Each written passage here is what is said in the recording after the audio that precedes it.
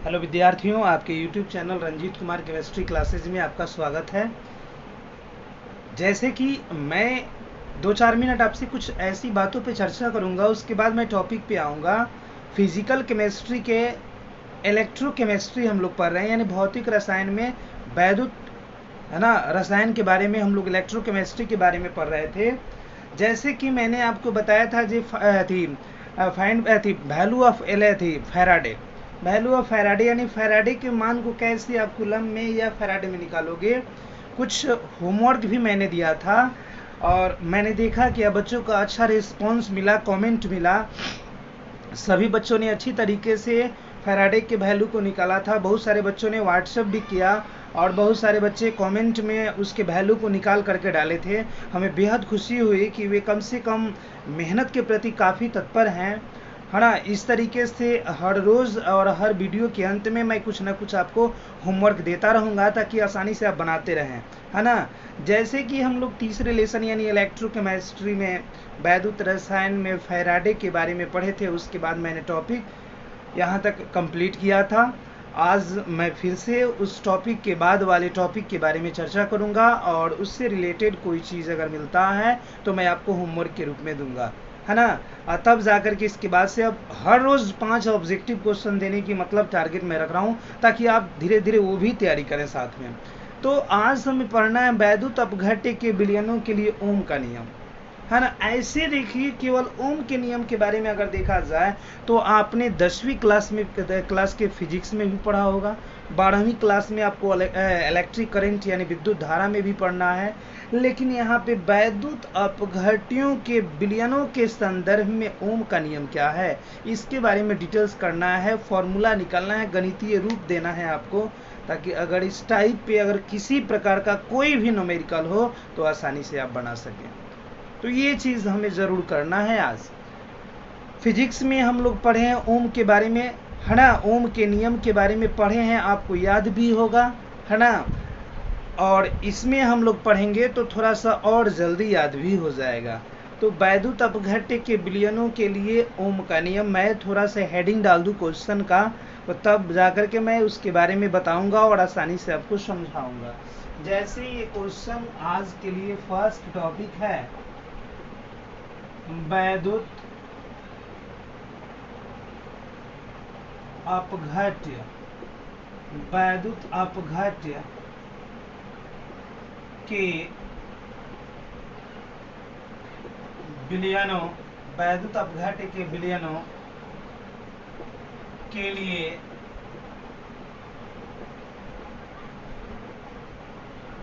ओम का नियम, है ना।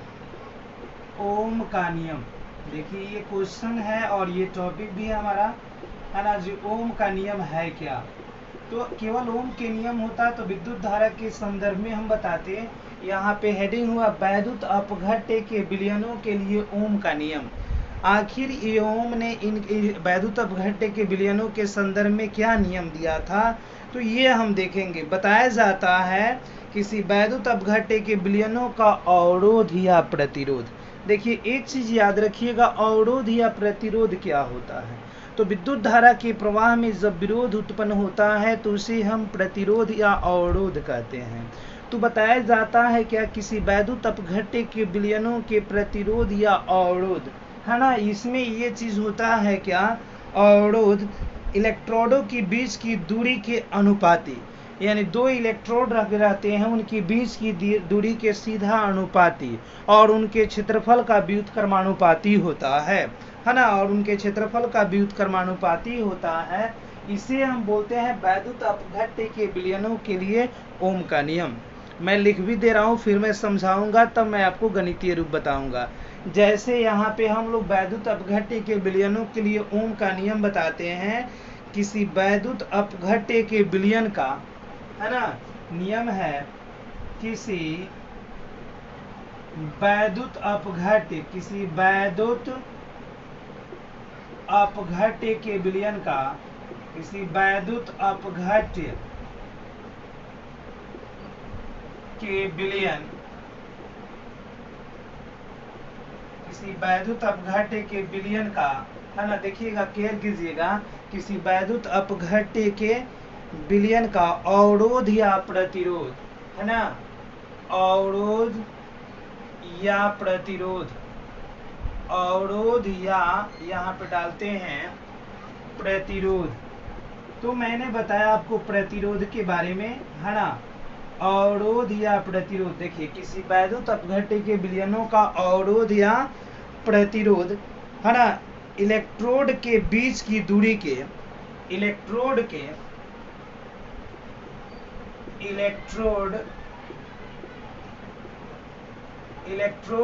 बीच की दूरी के, बीच की दूरी के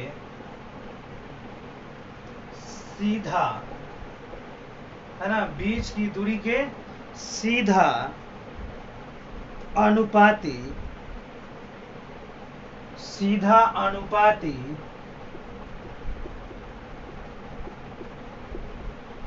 तथा, है ना, इलेक्ट्रोड के बीच की दूरी का सीधा अनुपाती तथा इलेक्ट्रोड के विलयनों के अनुप्रस्थ प्रतिच्छेद, या ऐसे भी लिख सकते हैं तथा उनके क्षेत्रफल के व्युत्क्रमानुपाती होता है, तथा उनके क्षेत्रफल का व्युत्क्रमानुपाती होता है, व्युत्क्रमानुपाती होता है। देखिए ये नियम हुआ, और इसे हम कैसे कन्वर्ट करेंगे गणितीय रूप में, इसे भी केयर करना है। मैंने बताया किसी वैद्युत अपघट्य के विलयन का अवरोध या प्रतिरोध, है ना, थोड़ा सा आते हैं, यदि, है ना, अवरोध या प्रतिरोध, यदि अवरोध या प्रतिरोध, यदि अवरोध या प्रतिरोध को हम R माने, है ना, यदि अवरोध या प्रतिरोध क्या हो हमारा, R हो, या प्रतिरोध कर है किसी वैद्युत अपघट्य के विलयनों का अवरोध या प्रतिरोध, तो इसको हम यदि R मान लें, इलेक्ट्रोडों की बीच की दूरी, तो बीच की दूरी को, है ना, इसकी बीच की दूरी को, इलेक्ट्रोडों की बीच की दूरी को अगर हम L माने, है ना, बीच की दूरी को क्या माने जी, L माने, इलेक्ट्रोडों की बीच की दूरी को क्या माने, यहाँ पे लिख दे रहा हूं मैं, इलेक्ट्रोडों के बीच की दूरी को हम लोग क्या माने, L माने, तथा उनका क्षेत्रफल, है ना, तथा क्षेत्रफल को हम लोग क्या माने जी, तो क्षेत्रफल को A माने, क्षेत्रफल को क्या मानते हैं, A मानते हैं। क्लियर करेंगे। तो यहाँ पे कह रहा है कि किसी वैद्युत अपघट्य के विलयन का अवरोध या प्रतिरोध, इलेक्ट्रोड के बीच की दूरी, तो अवरोध या प्रतिरोध अर्थात यहाँ पे हम लोग डालेंगे अवरोध या प्रतिरोध यानी R। कह रहा है क्या, प्रतिरोध इलेक्ट्रोड के बीच की दूरी का सीधा अनुपाती, तो सीधा अनुपाती हमने लिख दिया, और उनके क्षेत्रफल का व्युत्क्रमानुपाती यानी R समानुपाती L बटा A होता है।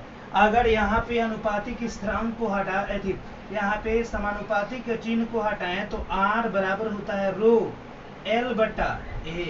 यहाँ पे हम लोग लिख सकते हैं रो एक अनुपातिक स्थिरांक है या रो एक स्थिरांक है, और ये क्या है, ये स्थिरांक प्रतिरोधकता को दर्शाता है।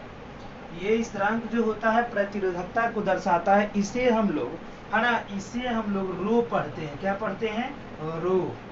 इसे रो के नाम से जानते हैं। तो यहाँ पे अगर देखा जाए बाबू, तो यहाँ पे सबसे पहले हमें एक प्रतिरोध निकालने के लिए इस संदर्भ में नियम मिला रो L बटा A।